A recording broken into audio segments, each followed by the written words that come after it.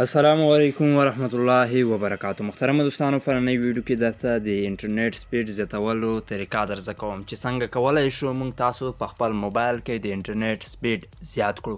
د دې نه مخکې که چیرته تاسو غواړئ همدارنګه ښایسته معلومات ترلاسه کړئ نو زموږ ټیکنو پښتو یوټیوب چینل سبسکرایب کړئ، په څنګ کې د بیل ایکان په آل باندې در سره ضرور کلیک وکړئ. دوستانو، د دې لپاره که چیرته تاسو یو بروزر استعمالوئ، تر ټولو اول به تاسو یو سیټینګ کړئ په هغه بروزر کې. دوهم به تاسو له ډسکرپشن لینک څخه یو اپلیکیشن ډاونلوډ کوئ چې په سکرین باندې تاسو ته ښکاري. هم دا اپلیکیشن نام د دې ایکون تاسو ته ښکاري، له پلی سټور څخه هم ډاونلوډ کولی شئ.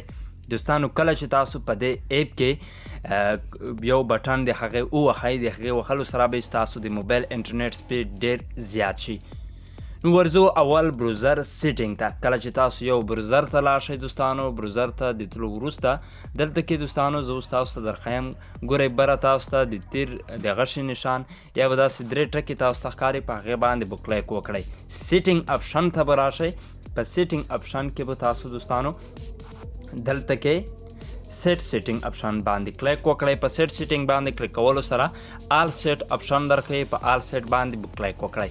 دلته کې به ستاسو ټوله هغه بروزر راشي چې هغه ستاسو ام بي وخي، نو د هغه بروزر په ترو نو دا به تاسو ټوله له دې ځای څخه ډیلیټ کړئ. د ډیلیټ کولو لپاره دوستانو دلته کې به تاسو په هغه سیټ باندې کلیک وکړئ. کلیر ریسیټ اپشن لاندې درکوي، په دې باندې به کلیک وکړئ. هغې وروسته کلیر ریسیټ باندې چې کلیک وکړئ، هغه سیټ له ستاسو بروزر څخه ډیلیټ شي، بیا به نه وهي، ستاسو ام بي ستاسو انټرنیټ به زیات نه مصرف کیږي. دا ټول سیټونه ستاسو په بروزر کې وي، نو هغه ټول سیټونه له دې سیټینګ په ترو په دې طریقې سره ورختم کړئ.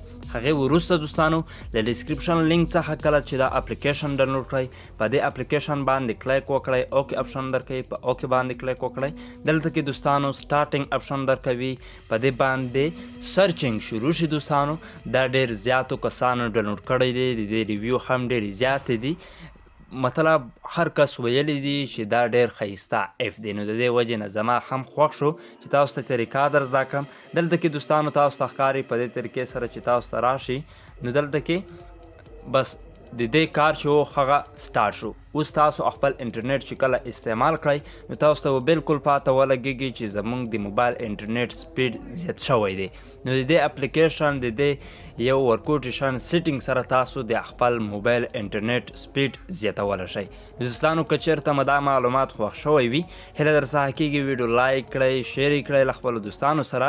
تر بلې ویډیو د لوی الله په امان.